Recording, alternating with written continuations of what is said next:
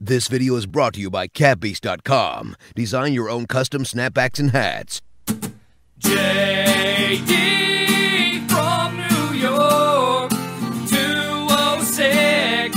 It's time for Off the Script. Big Show and Ryback, Strowman and Roman. Get off my fucking TV and save me the misery. And all you fucking goons, just grab a cold beer.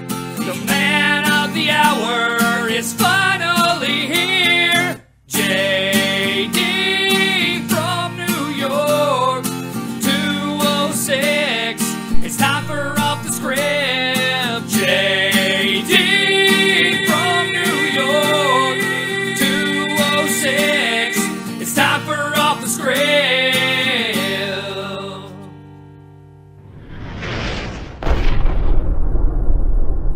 What is going on, guys? JD from New York here. Thank you so much for tuning back into the channel. This is, of course, the #1 fucking podcast right here on YouTube.com for everything WWE. This is, of course, Off the Script for Friday, September 1st, 2017. If you guys have been living under a rock all week, or if YouTube's sub boxes haven't been working, you will have known that I have been sick. JD, where's the intro, man? JD, take Braun Strowman out of the intro, man. Yes, I understand that, clown. Motherfucker, that's the next thing. JD, why is Braun Strowman in your intro song, man? 'Cause he's there, that's why. I don't know. If I could snap my fingers, I'd take him out of the fucking song. He doesn't belong on Get Off My TV anymore. We know this. I just used the song because it's catchy. Motherfuckers, man. If I could fucking write and pen and record my own song, I would. But can't do that in my condition right now. I'm sick. If you guys have been living under a rock, or like I said, YouTube sub boxes haven't been working, you will have known in my earlier videos this week that I am under the weather. You know, when you're watching a major pay-per-view event and you got fucking 4 kids coughing and sneezing and fucking just germing it up everywhere, not really a fun time. You know, I was down in Atlantic City with my friend Sean, and his son Brian was coughing all over the place. And we had a lot of people crammed into a very small apartment to watch Mayweather and McGregor. So, you know, the red light was going off. Beep, beep, beep, beep, beep, beep, beep. Don't walk in here. You're going to get sick. What happened? Had a few banana bread beers. I had a few peach lagers. And then the next thing you know, I'm waking up with a sore throat. And then I get back to New York on Monday and I'm all aches and pains. I'm like, whatever. I got sick. At least the fight was entertaining, you know? At least the fight was entertaining. It is what it is, man. But I'm feeling a little bit better. So, if you guys are asking why I'm sick, that's the reason. If you guys are counting along with me, I'm sure I'll be coughing up a fucking lung at some point in this video, because I've been doing it all morning. So, if there's an official cough counter down below, let me know how many times JD coughs in episode 1, or part 1 rather, of episode 185 of Off the Script. I want to thank everybody for showing love and support, even though I've been ill all week. If you missed Monday Night Raw, SmackDown Live, which is god-awful, by the way, and it's not glorious outside of Bobby Roode. NXT, if you missed my WWE 2K18 roster reveal reaction for week number 3. If you guys want Call of Duty World War II gameplay, that's live on the channel as well. If you guys want Mae Young Classic coverage, episode number 1 review is live on the channel right now, man. Make sure you guys go check all that shit out. That will be linked in the annotation you guys see in the top right corner. You're going to see an exclamation point. If you want to catch any of that stuff, it's live on the channel right now. Go and check it out after you're done here. Obviously, if you guys enjoy what you hear on this episode, please hit a thumbs up. I am striving for 1,500 thumbs up. So everybody listening right now, right, we're about a couple minutes into this thing. Hit that fucking thumbs up, man, because I know you're going to enjoy what you're about to hear, man, because it's off the script. Who doesn't? Follow me on Twitter at JD from NY206. hit that subscribe button down below, and make sure you deliver an end of days to that fucking bell, man. Make sure that bell is turned on so all notifications are sent to your PC or your mobile device or your email, or if they're not working at all because YouTube fucking blows, just make sure it's on so that you guys get my daily uploads.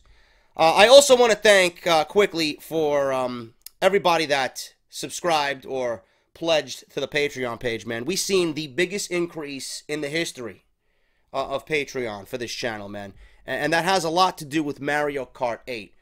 I did not know the effect of Mario Kart 8. I really didn't...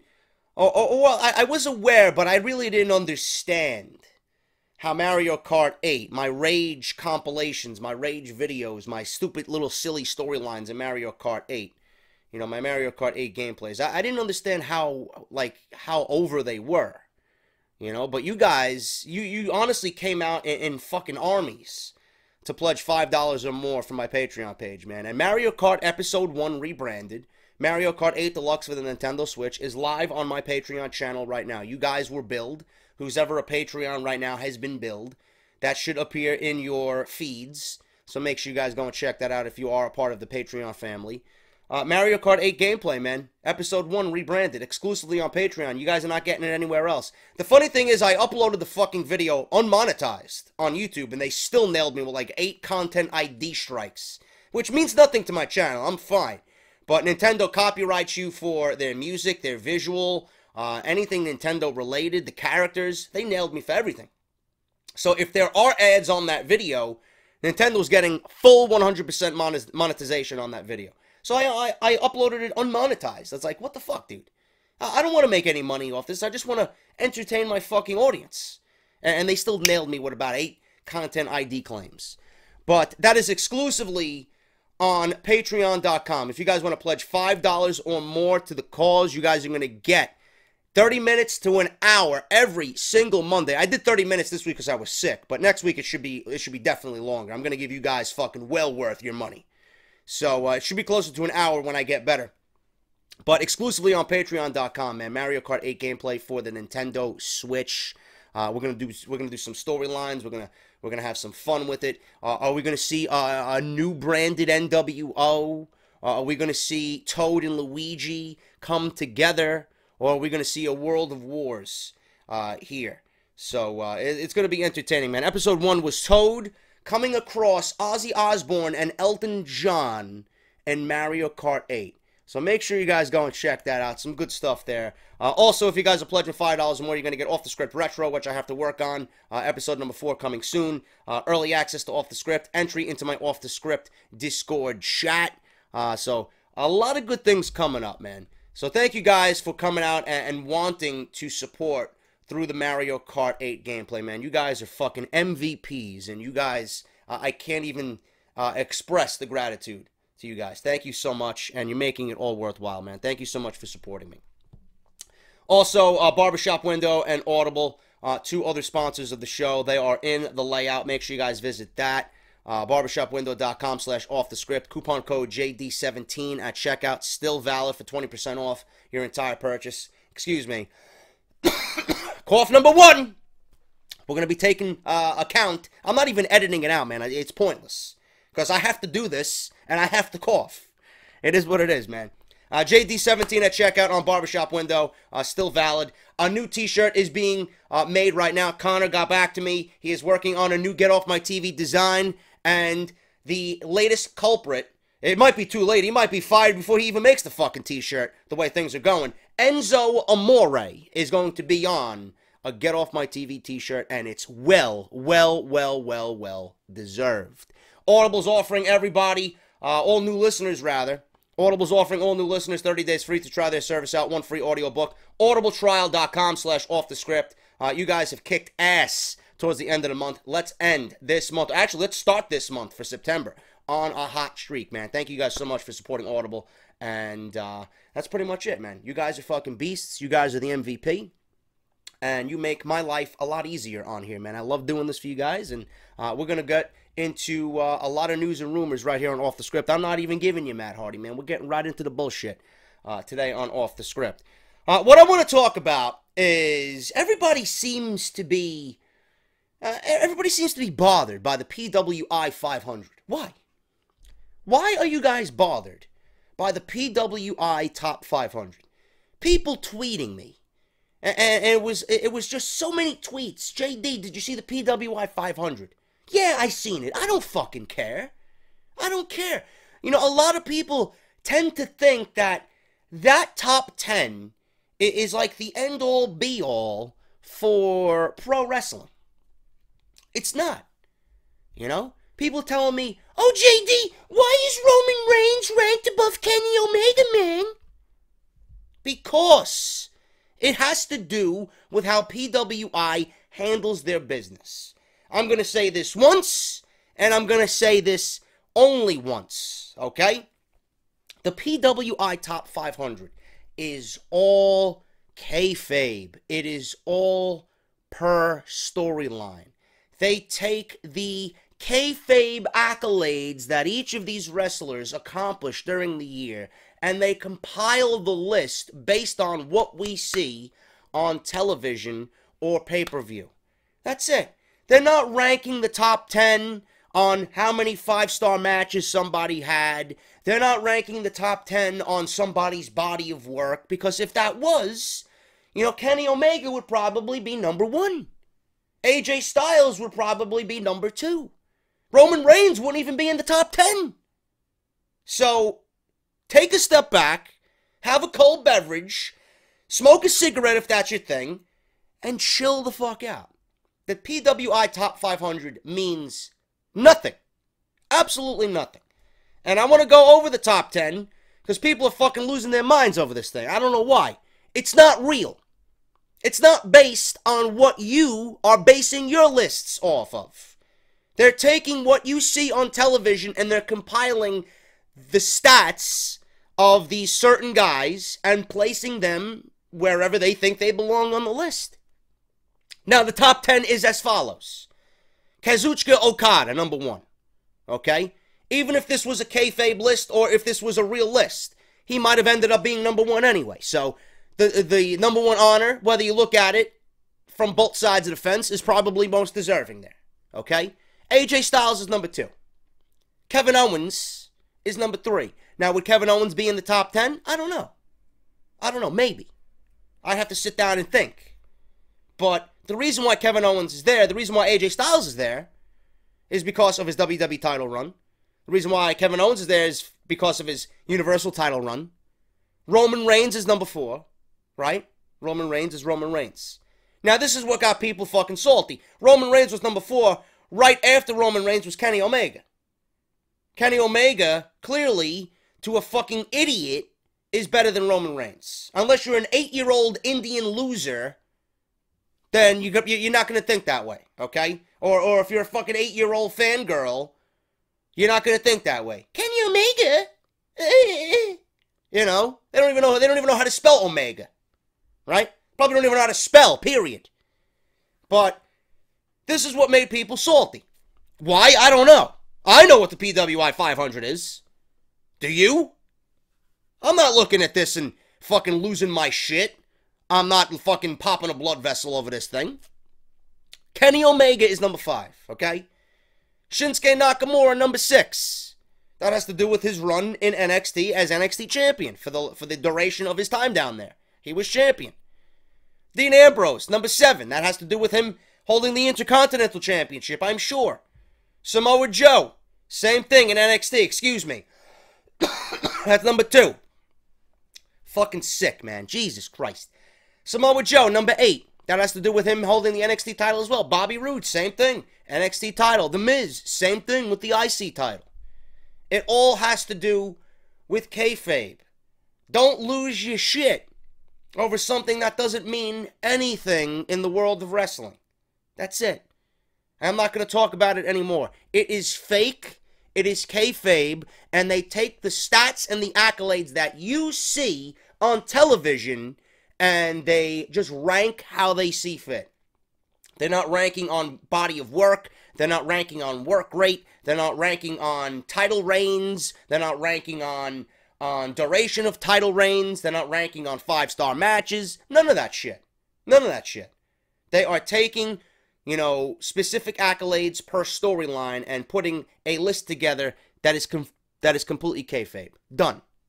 So don't worry that Kenny Omega is number 5 and he's not ahead of Roman Reigns, or that he didn't top the list, or he's not ahead of Kevin Owens. Who gives a shit? Okay, when you want a fucking list, you're going to listen to a Meltzer, or you're going to listen to, even though he's not really well liked by a lot of people either, or you're going to listen to a podcaster that you like to listen to and that you value his opinion. Like, you'll listen to Solomonster's top 10, or you listen to Justin LaBar's top 10, or you'll listen to Don Tony and Kevin Castle's top 10. Whatever. Doesn't matter. So don't lose your shit over something that means nothing in the world of professional wrestling. Just want to say that. I just wanted to get that out there because a lot of people were tweeting me about this top 10. And I'm fucking sitting there laughing, and I didn't answer any of you fucking guys. Because it's nothing. I'm not going to waste my time. I'm not going to waste my breath on something that doesn't matter in the world of professional wrestling. Now, something that does matter.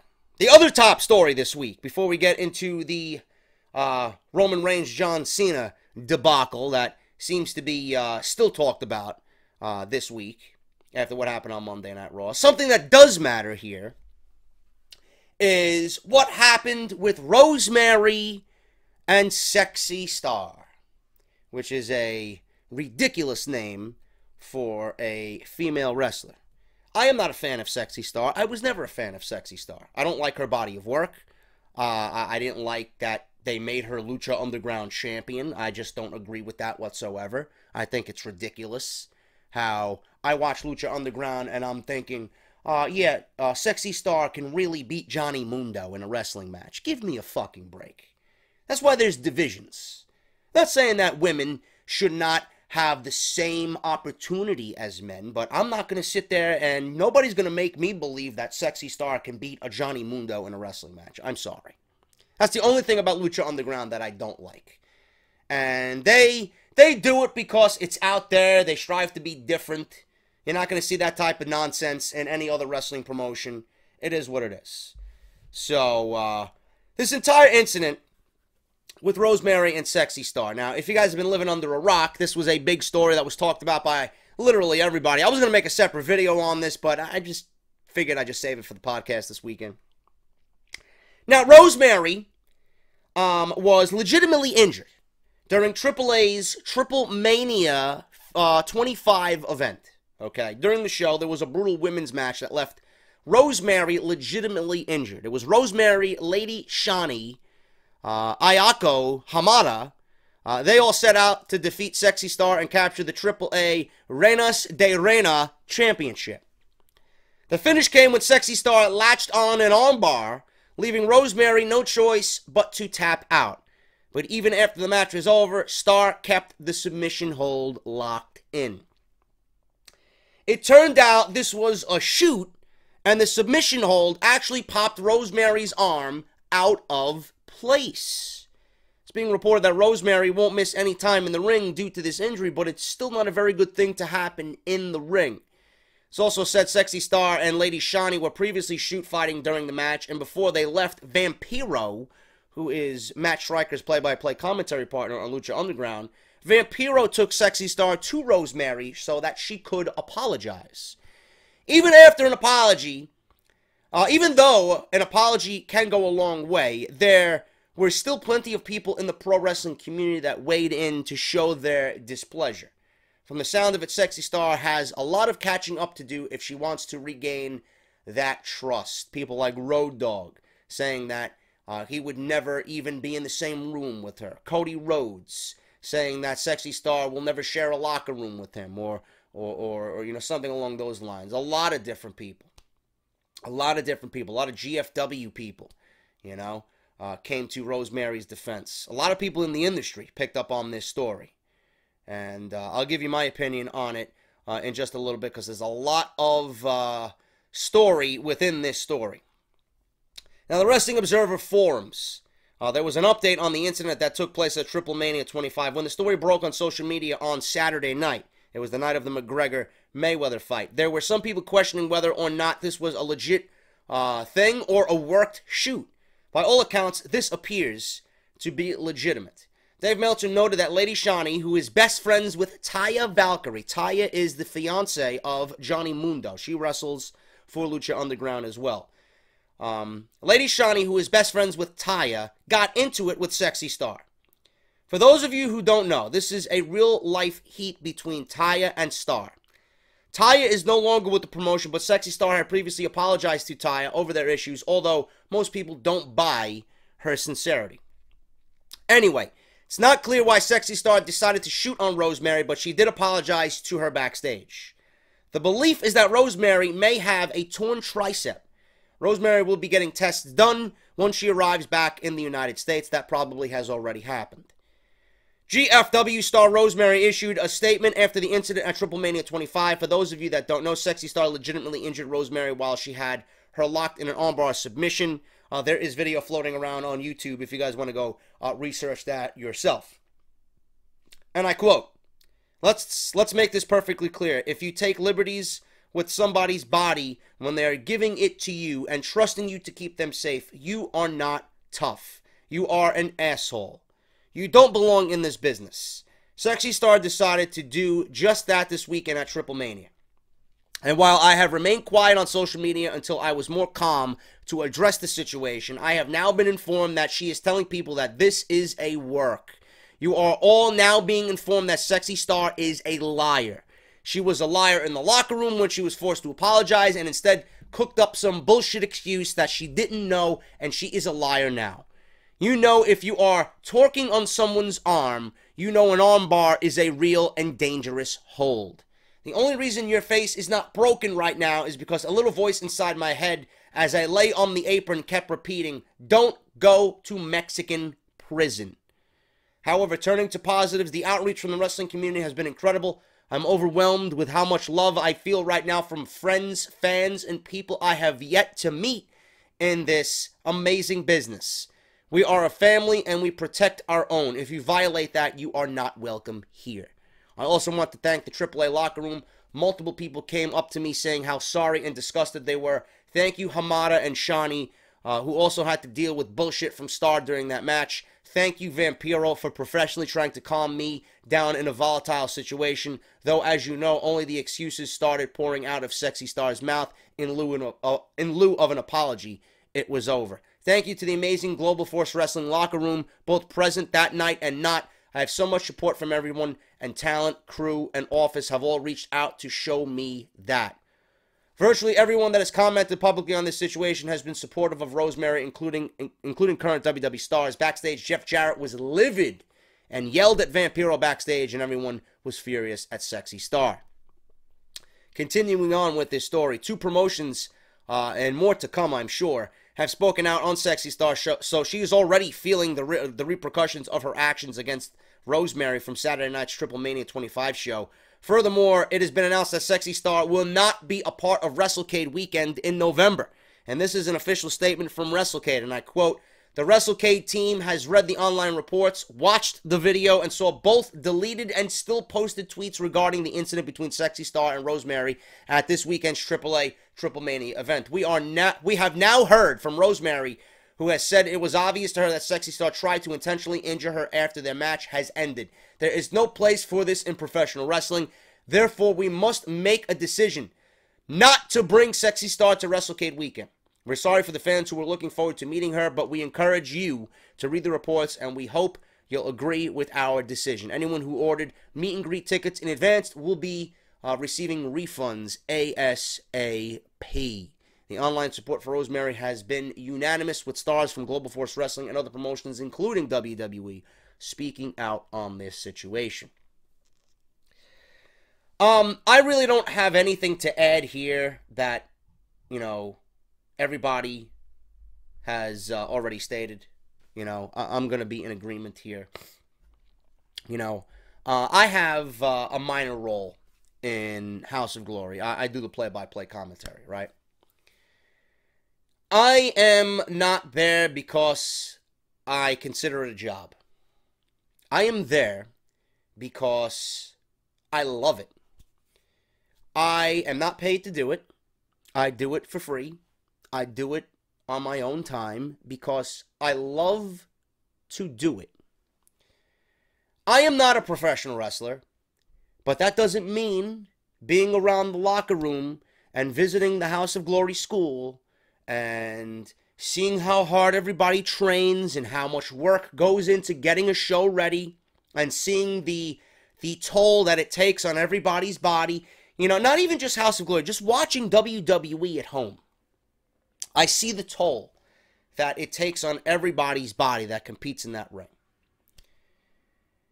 Sexy Star, to me, if I was a promoter, if I was a company, whether it's an independent promotion like Wrestle Circus or WrestleCade or House of Glory or Ring of Honor, Global Force Wrestling, Lucha Underground, if I am any one of these independent promotions and I'm running any one of those promotions and Sexy Star is brought up to me, why don't you bring Sexy Star in? I'm not bringing Sexy Star in, not after this incident. The one thing that is most important when you step in between those ropes is exactly what Rosemary stated. You are giving your body to your partner in that ring. This is not a joke. If one thing goes wrong, injury happens. In certain instances, death happens. You are giving your body to your partner in that ring to protect you from harm and or fatality. If you do not honor that with all of your heart and all of your soul, you do not belong in the wrestling business, let alone a locker room shared with other people doing the same thing that you are doing. I would never, if I am a promoter, I would never hire Sexy Star to be in a locker room with other people who love doing this. Sexy Star let whatever fucking bullshit outside of the ring get to her, and she made a bad decision, and now she must pay the ultimate consequence. Trust goes a long way in this business. Nobody after this incident is going to want to work with Sexy Star, because who the fuck knows if she's going to go out there and dislocate another shoulder just because of whatever reason. You know? Fine, you don't like Taya. Fine, you wanted to take it out on Rosemary because she's friends with Taya. Whatever the fucking reason is. It doesn't matter. You have a job to do. You listen to the promoter. You follow the script of the show. And you protect whatever talent you are working with in that ring from injury. If you have a fucking problem, you work it out in the locker room. If you want to fucking throw fists after the show in the back alley, fine.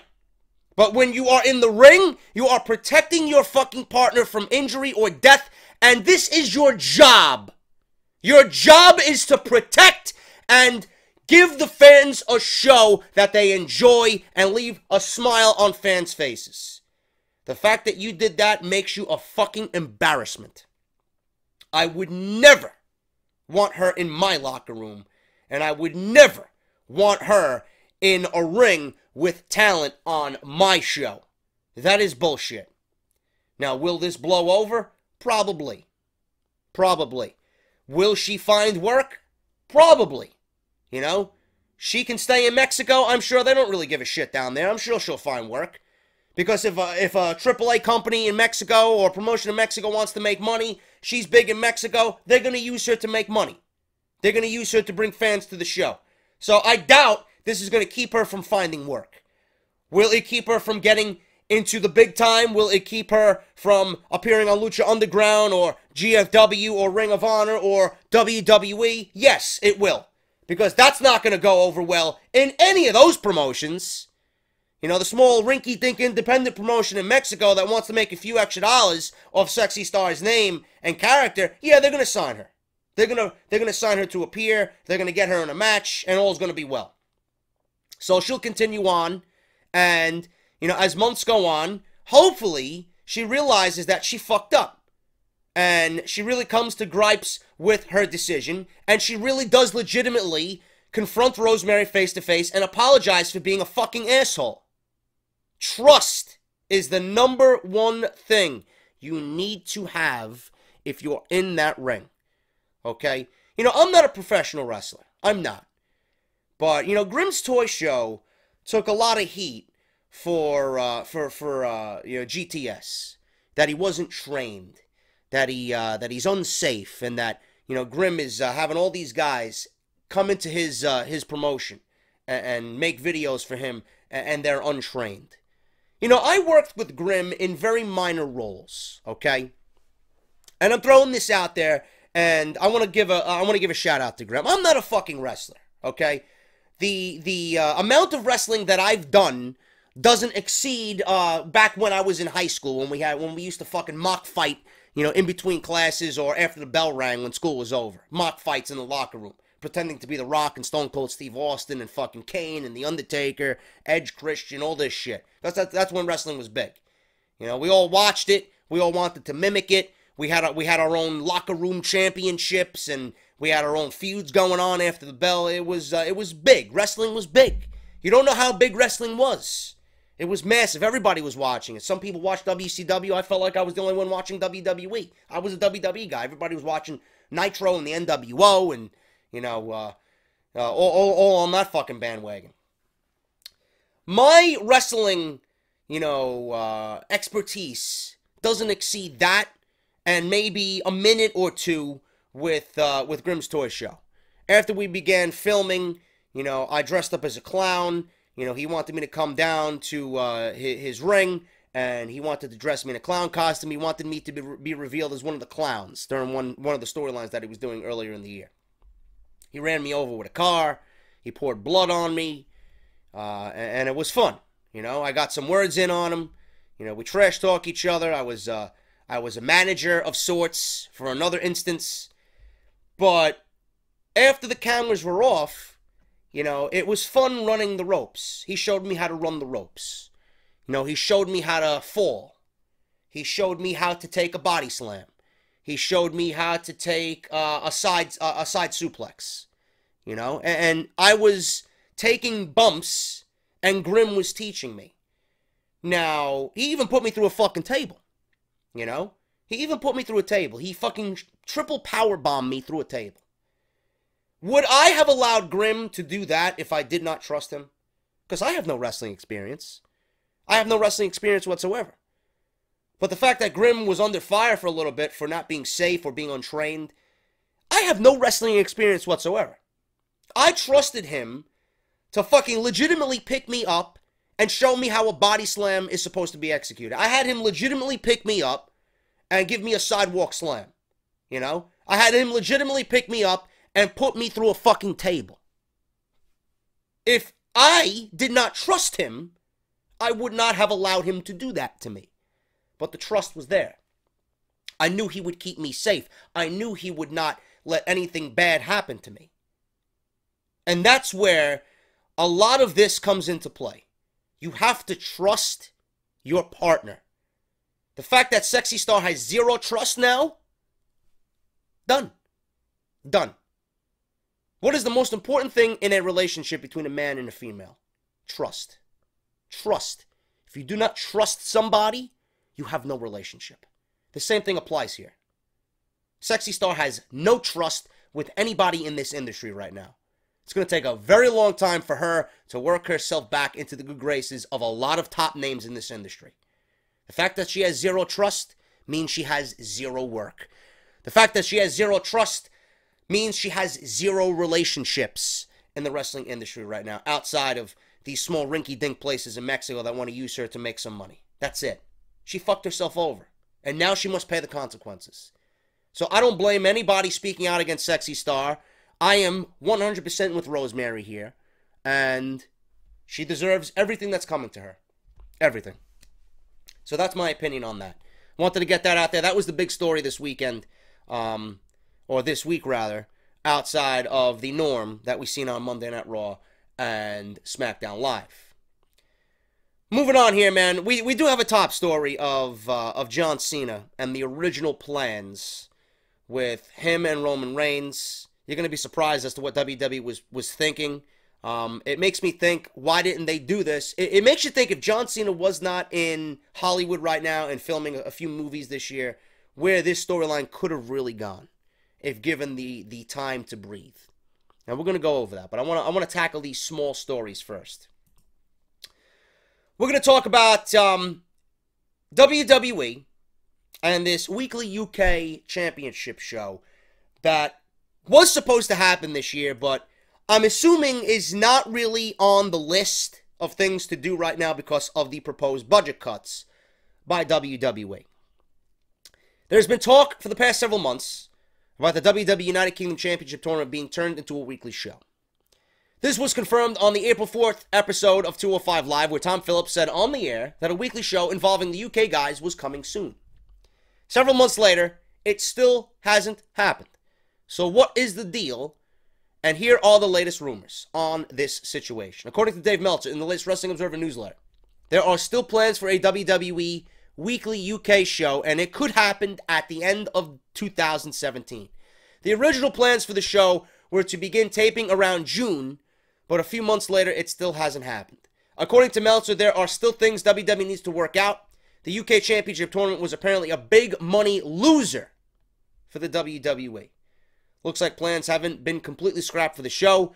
We will have to wait and see what happens over the next few months. I was under the impression that WWE was going to have other UK independent shows or promotions on the network. I honestly think instead of doing this and having it be a big money loser for the WWE, I enjoyed the UK tournament. I thought it was great, especially night 2. I thought that was fantastic. But instead of doing another show that will ultimately end up like 205 Live, it makes no sense. It makes no sense. It makes more sense for WWE to go out there and have a working relationship with these other independent promotions in the United Kingdom and have them air on the network with the title being a main championship on whatever promotion those guys are wrestling in. That's what I would do. That's what I would do. But WWE is set on giving us another show. Now, after we've seen 205 Live for a full year, can you honestly say that you've grown to like 205 Live? No. I honestly think WWE, coming out of the Cruiserweight Classic, went about the Cruiserweights in a completely wrong way. They could have been the best thing on Monday Night Raw. They didn't want them to be. They just fed them to the Monday Night Raw machine, and they came out feeling and looking like everything else on that show. Generic. WWE did not keep what made the Cruiserweights special. They wanted them just like everything else on Monday Night Raw. Formulaic. Then you give them their own show. And even on that show, they're not able to showcase what they usually do or what they should be doing or what we've seen in the Cruiserweight Classic. They're given hokey, lame, cheesy storylines. We got Drew Gulak fucking flying around, or not flying around rather, fucking carrying around signs, no fly zone, no diving, right? We got fucking Jack Gallagher having tea time with Arya Daivari. We got fucking Enzo Amore now on 205 Live. It's a fucking joke. It's a shell of its former self. This is not what I expected from the Cruiserweight Classic, or from the Cruiserweights coming out of the Cruiserweight Classic. So if you see how WWE handled the Cruiserweights, giving them their own show, can you honestly say that you have any faith in WWE really giving the attention the UK show deserves? No. No. Would I like to see it? Yes. I would much rather watch the UK guys than the fucking Cruiserweight guys. But I don't think it's going to end up being good for WWE in the end. It's going to end up like 205 Live. Because it will end up being neglected. Just have Progress or whatever fucking promotions over there in the UK. I don't really know the name of them because I don't really pay attention. Have them have a working agreement with the WWE and put them on the network. Have Pete Dunne and Tyler Bate and Wolfgang and Trent Seven, Mark Andrews, and those guys compete there while under WWE contract and have them battle it out over the UK Championship. Even have the UK Championship be defended at TakeOver. Have these guys work NXT. Have them show up on TakeOver. There should be no reason why the UK Championship should not be defended at TakeOver shows. You know? The UK Championship can be a valued championship if WWE wants it to be. Giving it its own show is not really a necessity. Just give those other promotions in the UK a spotlight on the WWE Network and get the ball rolling through that. Don't give us another show that will ultimately end up, you know, not in the top 20 on the WWE Network rankings and then be deemed a failure by WWE officials. We don't want that to happen. We've seen it with 205 Live. I don't want to see it again repeated with the UK Championship show. So that's just my opinion on that. Do I want to see those guys? Yes. I think Pete Dunne has an incredible upside. I think Tyler Bate has an incredible upside. I think Wolfgang is great. I think Trent Seven is great. I'd love to see more of Mark Andrews. You know, a lot of those guys, you know, from the UK Championship tournament were good. A lot of those guys. But giving them their own show, I don't think is really a smart idea right now. I don't think it's going to be green-lighted, especially by the man in charge, Vince McMahon. It's not going to be given the attention it needs. So I think holding off right now and going the route that I just described to you guys is the best way to go. Have them split work between those other promotions and NXT. Have the title be defended at TakeOver. Or if you want to showcase them on random editions of NXT television, fine. Because we want to see these guys. We definitely want to see Pete Dunne. We definitely want to see Tyler Bate. And there's no reason why WWE has signed all these guys and should not be showcasing them on television. That's just my opinion on that. Moving on here, guys. We got rumors of the 2018 Hall of Fame already. People are talking about WrestleMania's Hall of Fame for 2018. One of the best parts of WrestleMania weekend is always the WWE Hall of Fame ceremony. The night is usually fun and full of great stories from the past. Last year's Hall of Fame class was headlined by Kurt Angle, which marked his official return to WWE. Soon after that, became the Raw general manager. So who will be the headliner for the class of 2018? Some rumors floating around the web today about the 2018 Hall of Fame ceremony in New Orleans. According to Dave Meltzer in the Wrestling Observer newsletter, a name that has been discussed as a potential headliner for the Hall of Fame in 2018 is Batista. Meltzer also says that The Undertaker and The Rock will be headliners whenever they want. The ball is in their court. As for Batista, hard to deny that his career is worthy of a Hall of Fame induction. He is a 4-time World Heavyweight Champion and a 2-time WWE Champion. He won the Royal Rumble match twice, 2005 and in 2014. We all know how that ended up. He was also a member of Evolution alongside Ric Flair, Triple H, and Randy Orton, who will likely be inducted one day as a full faction.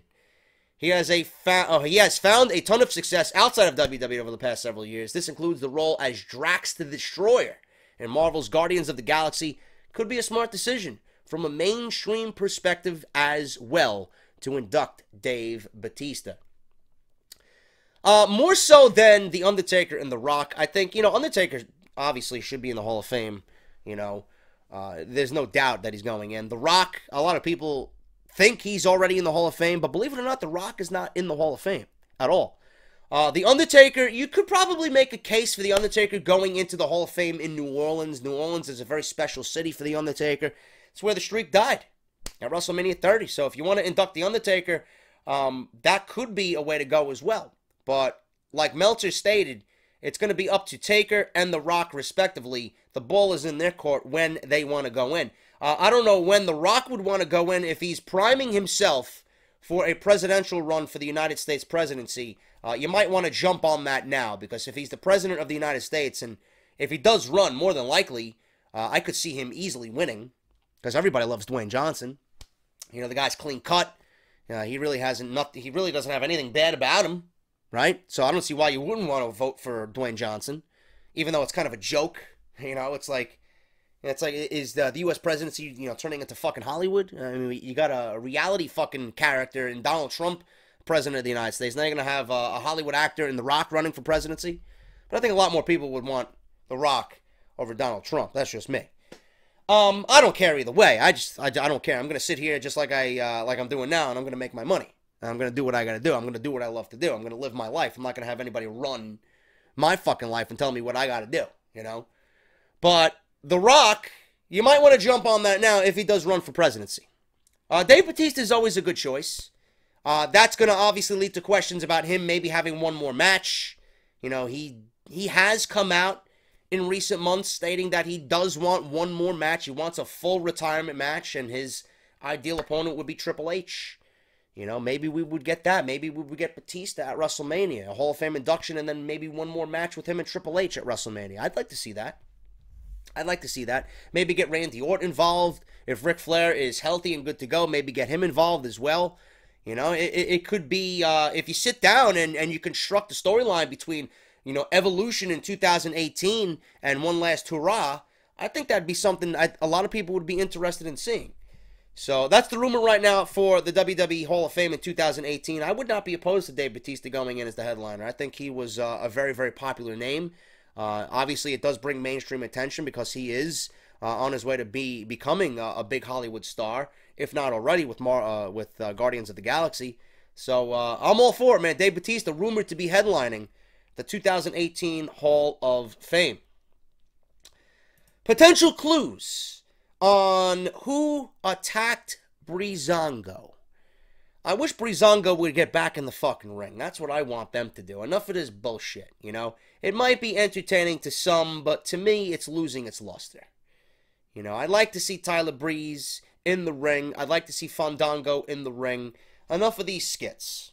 But there are people trying to uncover the clues that we've seen on SmackDown Live. On the August 29th episode of SmackDown Live, it featured Season 2 of The Fashion Files.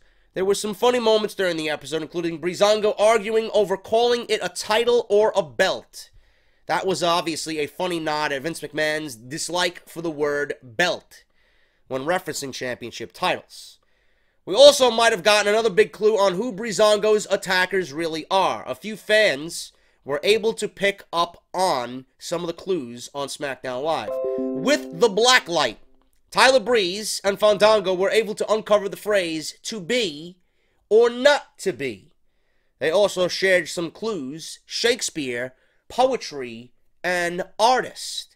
The charismatic duo thought that they had figured it out, naming Aiden English as a suspect. Now, there were a few fans on Twitter that picked up on the clues that might actually be referencing the Authors of Pain from NXT.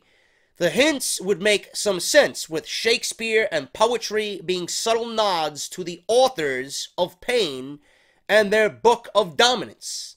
The team is also, right now, not the tag team champions of NXT. They lost the tag team championships to Sanity at TakeOver Brooklyn and could be on their way, rumored to be on their way to the main roster.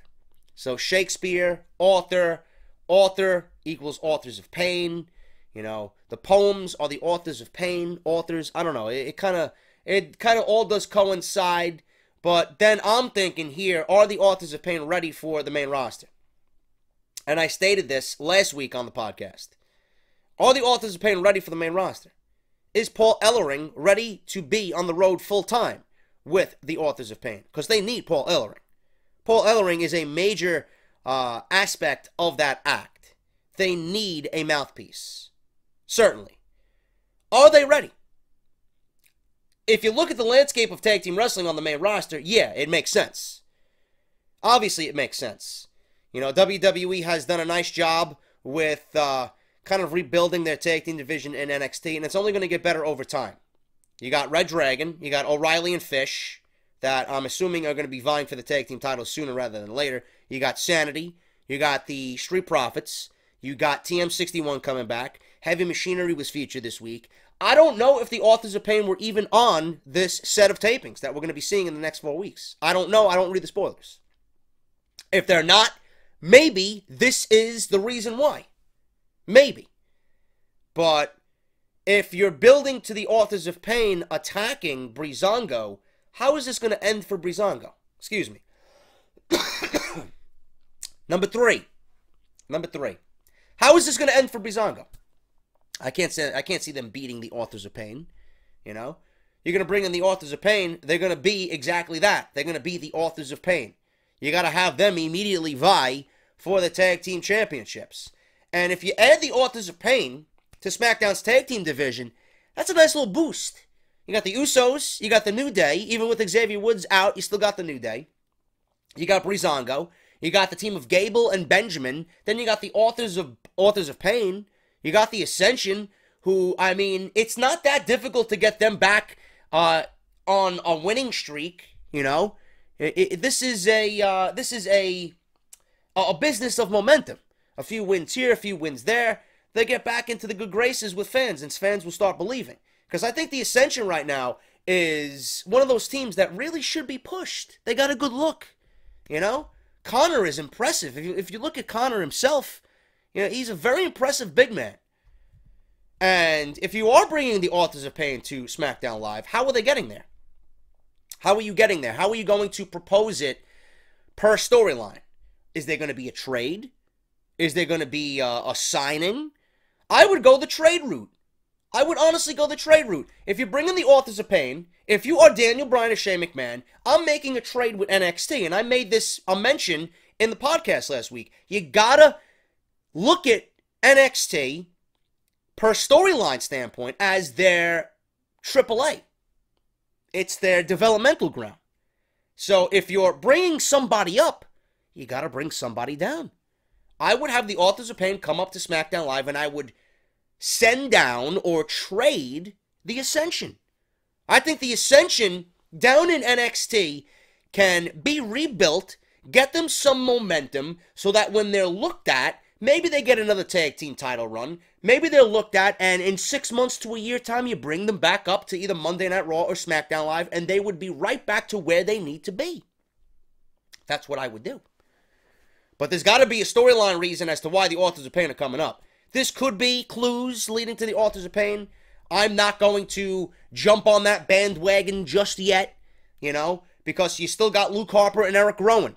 Apparently they're being repackaged for a run on SmackDown Live. So we don't know yet. It could be either one of those two teams. It could certainly be either one of those two teams. But we're going to have to wait and see. Right now, I'm pretty much over the fact of this fashion file shit. I just want to see who the culprits are. I want to see who attacked Breezango and destroyed their office. It's coming to a point now where I just want to see them wrestle. They're good enough and they're over with the fans where I want to see them wrestle. And giving them a run in the tag team division, vying for the tag team championships, is going to do more than these silly skits. Because I called it weeks ago, or months ago, when they were vying for the tag team championships against the Usos. I would have pulled the trigger on that random edition of SmackDown Live. When they had that last opportunity to get the tag team titles. The Usos were like, you know, you want a title shot? Fine, we'll put the titles on the line. I would have pulled the trigger then. I would have pulled the trigger on them, and they were over. I think the fans were ready that night for a tag team title change. But we'll see what happens, man. Authors of Pain right now being rumored, according to the online consensus, as the ones who attacked Breezango and destroyed Breezango's office. Braun Strowman, notably absent from Monday Night Raw. Why was Braun Strowman absent from Raw this week? Braun Strowman will obviously take on Brock Lesnar for the Universal Championship at No Mercy. Excuse me. That's not a cough, by the way. I'm just trying to clear my throat. On Raw this week, fans didn't get to see another confrontation between Strowman and Lesnar. Fans heard Brock speak, telling Strowman that he will be taking him to Suplex City.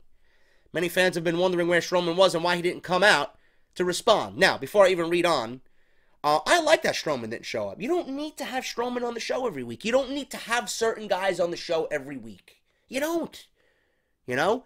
If the attack took place last week, why do you want to see another stare down this week? At this point, Strowman got his message across. He did it at SummerSlam, and he did it on Monday Night Raw the following night. How many more confrontations do you need? At this point, you just keep them apart.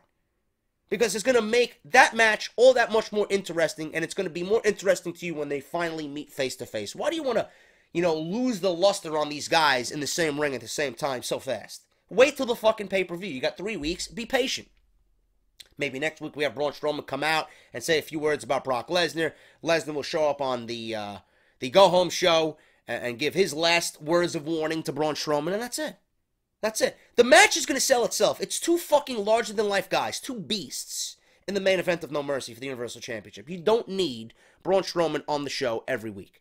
There's no purpose. He's getting a title shot. There's not many more guys he can destroy. He already went for the top dog on the show. He power slammed him twice, and then the night before that power slam fest on Monday Night Raw, he put him through 2 fucking announce tables. There's nothing more that Braun Strowman can do. There's nothing more that he can destroy. Nothing. There's no reason for him to be on the show. Keep him off the show. That's it. Outside of a backstage interview or an in-ring segment, that's it. I hate being sick, man. I got shit fucking coming out of my nose. I gotta go blow my nose, but I want to end this fucking episode, man. According to Dave Meltzer on Monday's Wrestling Observer Radio, the reason why Strowman was not on Raw this week was because WWE doesn't want to do anything physical right now between him and Lesnar. There you go. There you go. Meltzer also says that Strowman will be back on Raw next week, but Brock will not be on that show. In 2 weeks, both Strowman and Lesnar will be on Raw together. That is the go-home show. Looks like fans are going to have to wait a little bit longer for them to get their hands on one another. This is the right call by WWE to keep them apart for the next few weeks. So I think it's the right decision. WWE right now is booking lightly. And that is the right decision for WWE right now when it comes to Strowman and Brock Lesnar. I want to go over this, man. Ric Flair has been in the news a lot lately. Charlotte, obviously Ric Flair's daughter, has provided a monumental, a huge update on Ric Flair. Charlotte did not appear on SmackDown Live this week, but she was in attendance.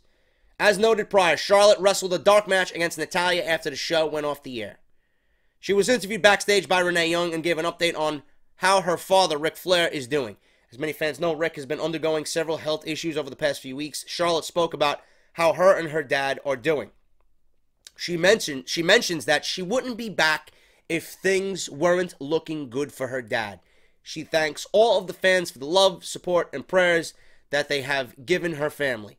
She also says that it's nice getting back to seeing her friends on SmackDown and getting back into the swing of things on SmackDown Live. Ric Flair actually tweeted as well, saying that the Nate will be back. He actually tweeted on his official Twitter account. Ric Flair is in good spirits. He's still not out of the woods yet, but Ric Flair right now is headed to recovery, and things are looking much better than they did 2 weeks ago, man. So there you go. If Charlotte did not believe that her dad was going to get better, she would not be back on the road with WWE. Obviously, that is her father. She would be by his bedside, in the hospital, by his side, every step of the way. Charlotte back on the road, back to work. If it was not good, or if the outlook wasn't good, Charlotte would not be back on the road with WWE. So that is a huge update on Ric Flair. Apparently, the Styles Clash was banned and then unbanned in the WWE. Wrestling fans know that one of the big moves in AJ Styles' moveset is the Styles Clash. When he first came into WWE, he was using the Calf Crusher as his finishing move. There were some rumors for a little bit that the Styles Clash was banned in WWE, but as we know, he has been using it. He used it against Kevin Owens just a couple of weeks ago. It turned out that Jericho played a big role in AJ getting to use this move. Jericho was recently interviewed by 107.7 The Bone. This was to promote his new book, No is a Four-Letter Word, How I Failed Spelling But Succeeded at Life. I believe that might be on Audible, so you new listeners out there, if you're signing up for Audible, check. If you're interested in Jericho, man, you could probably get that book for free if it's indeed available on the audio version. During this interview, he shared some insight into how the move got unbanned. And I quote, this is from Jericho. When AJ came in, I believed he was going to be a huge star, which of course he is. He had this finishing move called the Styles Clash, which was kind of unofficially banned in the WWE because there was rumors that people had gotten hurt from it and all that sort of thing. But I knew it was a great move. I knew it was an easy move to take. I knew it was something that could give AJ an extra color to paint his pictures with. I basically started using it, taking it during matches, so Vince could see it. I figured if he saw it and didn't want me to do it, then he would know. And people were so mad at me because I was kicking out of the move, like Jericho burying AJ. It's like, shut up, you idiots. I have a plan here. Jericho says he was able to convince Vince McMahon by not using the words Styles Clash. Eventually, I went to Vince McMahon, and I quote, eventually I went to Vince McMahon and said, did you see that move AJ did? Never using the words Styles Clash because I knew that name is taboo. Oh, the Styles Clash, you can't do it. So I said, you know that move where he picks me up and dumps me on my face? He should use that as a finish. Yes, absolutely use it as a finish. So I was able to kind of indirectly able to get the move unbanned by just doing it and not asking for permission and never using the name Styles Clash when I talked to Vince McMahon about it. Now it's one of AJ's biggest moves. I believed it could work. I wanted to stand up for it, but once again, you have to be kind of sly about these things sometimes. So, I guess we have Chris Jericho to thank for reinstating the Styles Clash. But, you know, Chris Jericho is that type of guy. I mean, he's developed this reputation about him where he's like bulletproof. You know, he's a fucking legend. He's a Hall of Famer. So, if Jericho says something to Vince McMahon, why wouldn't you want to listen to Chris Jericho? You know, maybe Jericho feels like he still has to go around and around and around to get through to Vince McMahon in that type of way. But, I mean, this is Chris Jericho we're talking about. If Chris Jericho wanted something to be done in a program with whomever he wanted to work with, I'm sure Vince McMahon would allow him to do something as long as it's within the boundaries of WWE.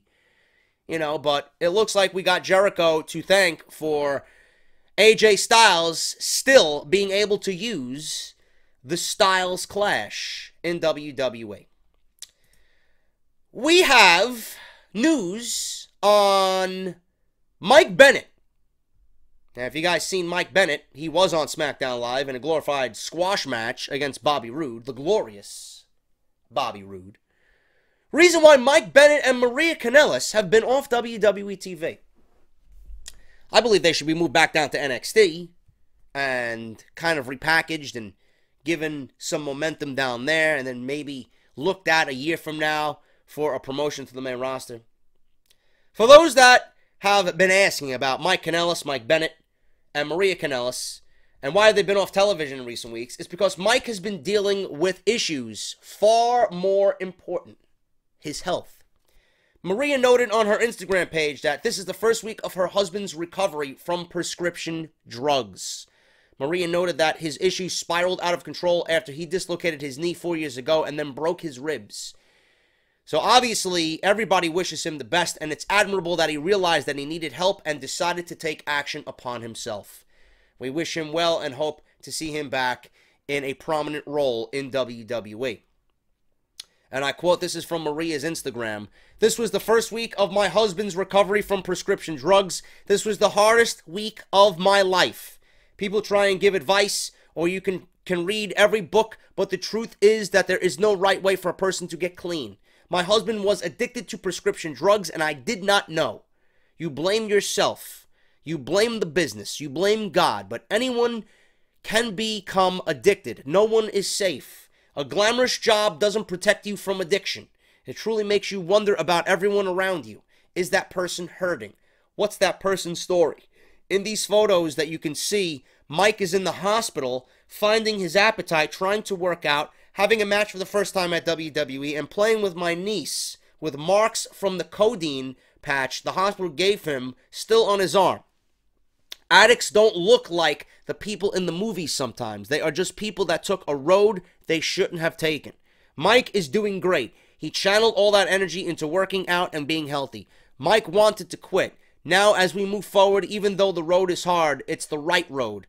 I love you, my friend. We believe in you. You are a hero to so many. Keep fighting. Keep pushing. Be the miracle. So the reason why Mike Bennett has been off TV is because of the reason Maria gave you right there. He was getting help because he was addicted to prescription drugs. And I hope he gets better. I want to see him on television. I was excited to see him signed to the WWE. I think they put him in the wrong position. The gimmick could work. It's just not really positioned to work in the way that they kind of presented him on television. You know, we see him 1 week, and then we don't see him the next 3 weeks, and then people expect us, or people in WWE expect us to care. You know, you give him a WWE YouTube exclusive. You don't really put him on live television. You put him in a feud with Sami Zayn. Sami Zayn is not hot at all right now.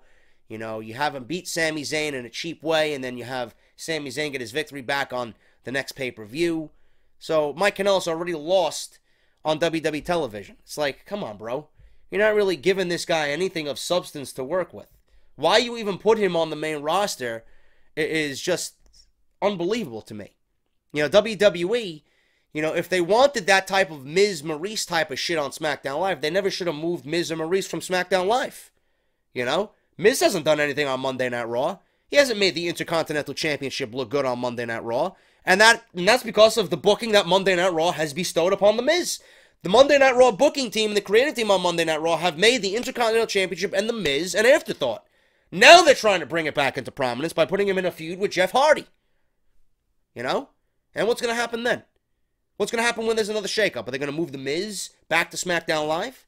Why did Monday Night Raw take The Miz to begin with? It's because, like I reported months ago, SmackDown is like an incubation chamber. They take the people that Monday Night Raw presumably ruined. SmackDown Live gives them an outlet to become the stars that we know that they can be. And then when they reach that point, they're taken back and put on Monday Night Raw again because they're made into the stars that WWE wants. But then WWE takes them and kind of redoes the whole process. Or redoes the whole process, you know? It's like they're stars on SmackDown, and then they go back to Monday Night Raw and they become nothing, and then they go back to SmackDown and they become stars again. You know? But with the current way of SmackDown Live, I don't see SmackDown Live doing anything good right now. It's just awful. Just awful. Mike Bennett and Maria Kanellis need to be in NXT. That is an NXT gimmick. That's an NXT act that should have been given several months to be groomed and be made important. And then, at that point, you could have them debut on SmackDown Live and be that power couple, that power of love couple, you know, and just get under everybody's skin. I don't know why they took them and put them right on SmackDown Live. Nobody in WWE knew who Mike Bennett was. Now look at him. He's a fucking glorified jobber. Hopefully when there's a shakeup, we see some acts like Mike Bennett, The Ascension, Emma, move down to NXT and just kind of get, you know, reacquainted with how good things are.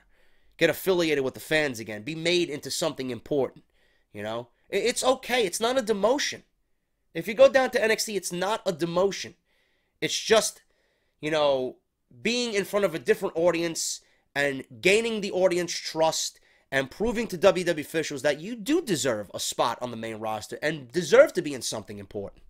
Hopefully they think of it this way going forward with the Superstar Shakeup or a trade system or a draft, whatever the case may be. Mike Bennett and Maria Kanellis, I wish them the best. I want to see them succeed on WWE television, you know, but I want to see them be given an opportunity under the right circumstances. SmackDown Live is not the right circumstance for both Mike Bennett and Maria Kanellis.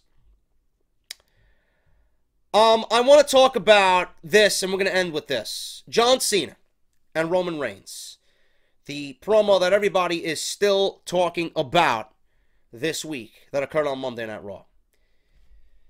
The promo buried Roman Reigns. Whether it was scripted or not, Dave Meltzer is stating that it was scripted. Vince McMahon sat down with both Roman Reigns and John Cena and went over what could be said, what both men were comfortable with. That was in the newsletter. But John Cena is taking another hiatus after No Mercy. He's gone after No Mercy. He's filming October, November, December. I don't know how long he's going to be. I think he's doing 2 movies in between that 3-month span. He's doing a minor role, and then obviously he's got the, not lead role, but a major role in the Transformers spin-off, the Bumblebee movie that they're making. John Cena is taking another hiatus after No Mercy. How will this affect his Reigns feud? How will this affect the Cena-Reigns feud moving forward? At No Mercy, John Cena will face Roman Reigns for the first time in a singles match. Their rivalry is the company's present against its future. But WWE officials had much greater plans for Cena vs. Reigns to take place on a bigger stage than No Mercy. In fact, the intense promo between the two that happened on Raw this week was a last-minute change. WWE officials had something much grander planned for the feud. Now, Samoa Joe's injury really switched up a lot of what we've seen on Monday Night Raw. Joe, I am under the assumption Joe, who's going to be out about 5 to 6 weeks with a knee injury, it's not serious. Joe was supposed to be going one-on-one with John Cena at No Mercy. The Miz probably would have been put with Roman Reigns if WWE wanted to go that route.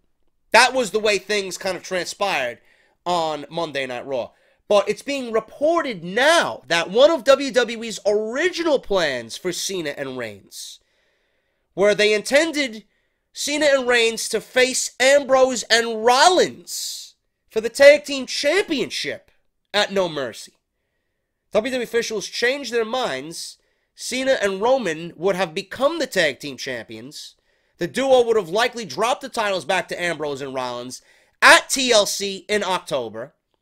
Pretty much doing the same thing that Shawn Michaels and John Cena did as Tag Team Champions, if you guys remember that, which ultimately led to them having a match at WrestleMania. And you can even go back as far as Stone Cold and Shawn Michaels. When they were the Tag Team Champions, they had a one-on-one match at the King of the Ring. I forgot what year it was, but it was at King of the Ring. So it would be John Cena and Roman Reigns trying to coexist, the two mega powers of the WWE trying to coexist. They win the Tag Team Championships. Their egos are so fucking big that they lose the Tag Team Championships back to the guys that they took the titles from originally, Ambrose and Rollins, at TLC in October. Then at Survivor Series, WWE would then have the match between Cena and Reigns, and that would finally take place at Survivor Series. And then that's when we would have seen the promo that we seen on Monday Night Raw during the build to Survivor Series. However, John Cena's upcoming Transformers spin-off movie, Bumblebee, will be filming later this year, and he has informed WWE officials that he cannot make any appearances for the company during the last few months of 2017 because Cena is taking another hiatus. It forced the powers that be to push his match with Roman Reigns to WWE No Mercy because they still want him to put over Reigns while he's wrestling. No doubt in my mind that Roman Reigns is going over. Apparently, WWE officials pulled the trigger for Cena versus Reigns to happen at No Mercy only a few hours before Raw this week. Both men were handed a microphone and they sold the WWE Universe on their rivalry in one segment. Everyone involved still has 3 weeks to build to the match between the two top baby faces in the company, but there is no reason to doubt that their chemistry together is hot after this week. It's unclear when John Cena will be taking his hiatus from WWE, but it will happen before the Survivor Series in November. WWE officials could book a rematch between Cena and Reigns at TLC, but their creative plans will depend on how much longer the former is staying on WWE television before he leaves to film another movie. As of this report, it's also unclear when Cena will make his return to WWE television. Now, in the same instance, when is John Cena returning to WWE television? Well, if you are listening to the Dirty Sheets podcast, according to DirtySheets.net, which I really don't take as credible sources, take it with a grain of salt, I do believe that is the podcast of Bill Body, the guy who got into it with the Road Dogg and Joe Cronin show. According to DirtySheets.net, John Cena is going back to SmackDown Live after he finishes filming his movies. As of this report, Cena is a member of Monday Night Raw and he's going to face Roman Reigns at No Mercy. We all know that. The 40-year-old superstar is expected to take a hiatus after his match with Reigns to film his latest movie. That report added that John Cena will then challenge Jinder Mahal for the WWE title once he returns from his Hollywood commitment. If Cena is indeed winning the WWE Championship from Mahal, he will break Ric Flair's record for the most world championships in history.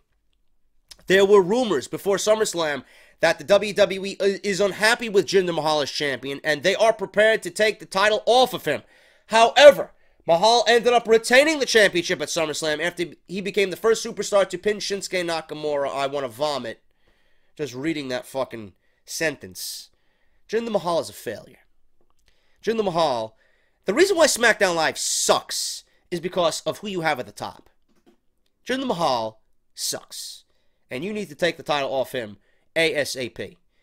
Now, Sportskeeda reported the reason why Jinder Mahal retained the WWE title was to kill the push of Baron Corbin.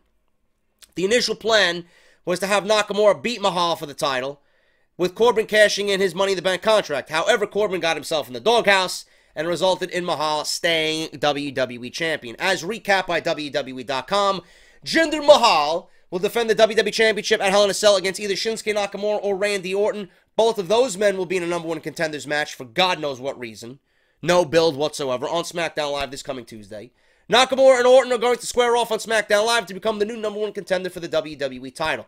If the reports are true that John Cena is going to dethrone Jinder Mahal as WWE Champion, the modern-day failure will hold the title for another couple of months. However, these are still just rumors at the moment, and the WWE tends to change their plans on a regular basis. Take these rumors with a grain of salt and wait for confirmation on WWE television. This makes no sense. This makes no fucking sense. The only one that should be positioned to be WWE Champion right now is Shinsuke Nakamura.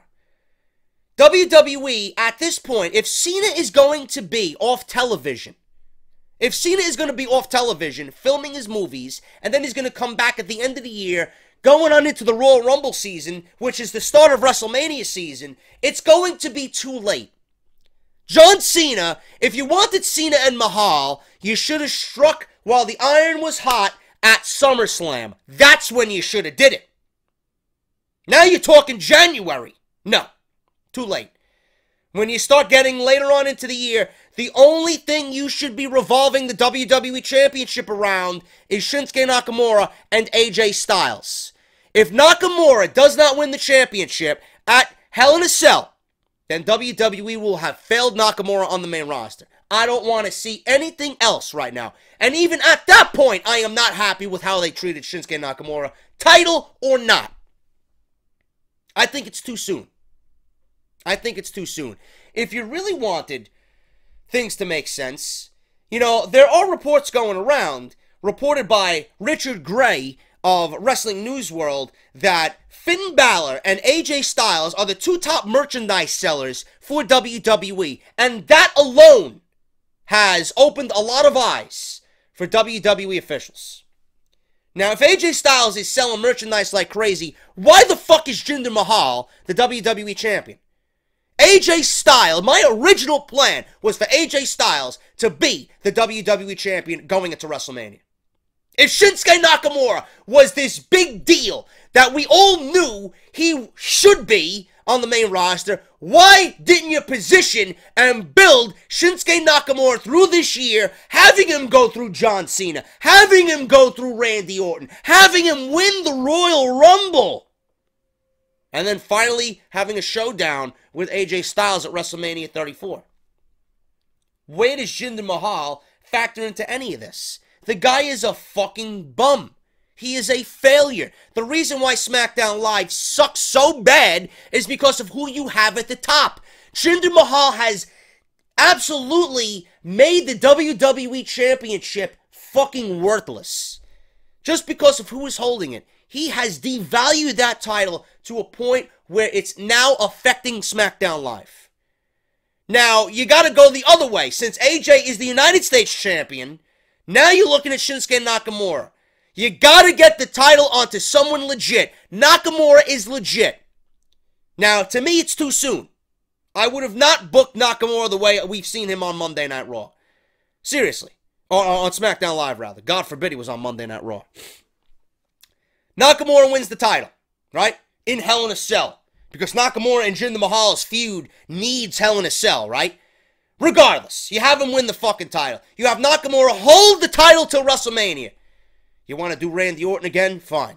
You want to have him go through Mahal again? Fine. You want to build up other title contenders in the meantime, whoever the fuck that might be, Kevin Owens? Whatever. Fine. Whatever. Bobby Roode? Fine. Whatever.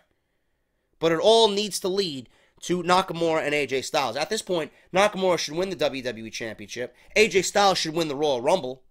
And then we should have Nakamura versus AJ Styles at WrestleMania 34 in the main event. Because that's what WrestleMania is. WrestleMania.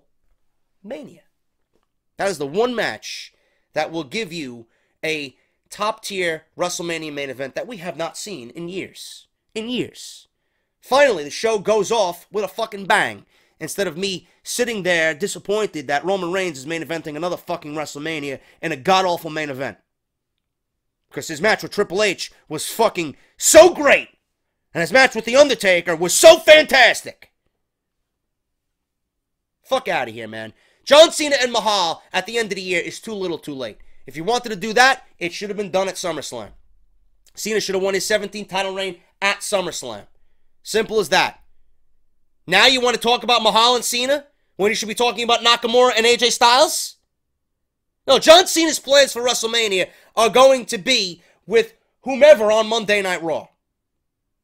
Just look at the main event, or the two main events of No Mercy. You got Lesnar and Strowman, and then you got Reigns and Cena. That's WrestleMania, No Mercy. The top of No Mercy is better than WrestleMania. So what the fuck are you going to do for WrestleMania? You're going to take whatever you've seen at No Mercy and you're going to reverse it. So it's going to be Lesnar and Reigns, and it's going to be Strowman and Cena. That's what's going to be happening at WrestleMania. So, to me, Cena and Mahal have nothing to do with one another. Nothing. Jinder Mahal should be the one to drop the title to Nakamura. Or if you want, you know, you could even rewrite things. AJ Styles is still owed a WWE Championship match. Right? Have him drop the U.S. title to, I don't know, whoever. Have Bobby Roode the U.S. champion. Have one of these weeks Bobby Roode come out and challenge AJ Styles and take the U.S. title in an open challenge. You know, in the main event. Have the main event be glorious. Give those guys 30 minutes to just fucking tear the house down. And have Bobby Roode become the new United States champion. Then at that point, AJ Styles can now focus on Mahal. Have Mahal drop the title to Styles. Have Shinsuke Nakamura, you know, be fucked out of a victory. Don't have him pinned clean anymore. Have him be fucked out of the championship. Have him go through top guys left and right. Have him get to the Royal Rumble and have him win the Royal Rumble. Styles with the championship beats Mahal, right? Then you can have Nakamura win the Rumble. We still get to the same outcome that we all want. Nakamura Styles for the WWE Championship. Nakamura can finally win the title at WrestleMania, which was my original plan, right? Bobby Roode versus Jinder Mahal. You can do that feud for the U.S. title if you want. Jinder Mahal's value is with the United States Championship. If you're going to play this fucking, you know, this foreigner who hates America, the U.S. title is the perfect title for him. At that point, I wouldn't be complaining because it fits his character. But having the WWE title on Mahal is ruining everything that is SmackDown Live. Cena and Mahal is not making sense right now, especially if you get later on into the year. You got to be building around Nakamura and AJ Styles. But the idea, I wouldn't have minded that if Cena and Reigns went for the titles, won the tag team titles, and then dropped them right back to Ambrose and Rollins, and kind of had a internal struggle there, which led to their match at Survivor Series. At least there would have been some fucking build. The fact that we're getting this match because they're the two top guys, they're the Hogan and Warrior of the modern era. Come on, man. You know, no matter how great that promo was, and no matter how fucking embarrassing it made Roman Reigns look, it still doesn't warrant a fucking match at No Mercy. WWE is simply doing it because John Cena is not going to be around. But it would have been all that much more important if there was build. Imagine if this was WrestleMania. How important this match would be. You know? Instead of it just being put on a No Mercy pay-per-view that was already going to sell based on Lesnar and Strowman. This is WrestleMania in September. It's mind-boggling to me how they're booking this show better than WrestleMania. That entire promo was better than anything built going into WrestleMania. Just imagine it with build. And imagine it with time to breathe. You know, outside of Cena's Hollywood commitments. So it's interesting to know what WWE's original plans were and what they are talking about, rumored, for John Cena to do after he comes back from his hiatus. I don't think that's the right idea. You know, Roman Reigns is going to be put over John Cena, but John Cena is going to have more business on Monday Night Raw. So Jinder Mahal is not even going to factor into that equation. I don't even think Jinder Mahal should be champion coming out of their next pay-per-view. You got to get the title off him. That is their priority. That is SmackDown Live's priority. Get the title off Jinder. It has nothing to do with John Cena. You worry about John Cena and what he's got to do on Monday Night Raw. Take the title off Jinder. That should be your top priority for SmackDown Live. And my top priority is getting the fuck out of here, man, because I got to blow my nose. Thank you guys so much for another great edition of Off the Script. If you guys enjoyed this video, remember to hit that thumbs up. Let's strive for 1,500 thumbs up on today's video. Thank you guys so much. Show some love to my sponsors. Go check out the videos this week if you missed them that are on the channel. Mae Young Classic, NXT Review, SmackDown Live Review, Monday Night Raw Review, Call of Duty World War II Beta Gameplay, my live reaction to the roster reveal Week 3 of WWE 2K18. Thank you guys so much for everything, and I will see you all tomorrow for part 2 of Off the Script, episode 185. Make sure to follow me on Twitter at JD from NY206, and make sure to hit that subscribe button and hit that bell for notifications, man. I am JD. Enjoy your Fridays, and I will see you right back here on Off the Script for part number 2. I'll talk to you later.